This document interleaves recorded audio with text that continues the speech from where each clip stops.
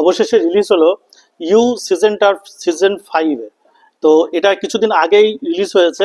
আমি রিসেন্টলি দেখলাম, আমার ভীষণই একটা প্রিয় সিরিজ। ইউ সিরিজটা আগে আমরা যারা দেখেছি তারা জানি এখানকার যে লিড চরিত্র তার নাম হচ্ছে জো গোল্ডবার্গ, যে একজন মানে সাইকো কিলার বা সিরিয়াল কিলার বলা যায়। এর আগে যে সমস্ত মেয়েদের মেরেছিল বা কোনো রকমের ধরে রেখে দিয়েছিল, ওদের ছেড়ে দিয়েছিল, তারাই পরবর্তীকালে তারাই এই সিজন 5-এ এসে কিন্তু জো গোল্ডবার্গের ওপর প্রতিশোধ নেয়।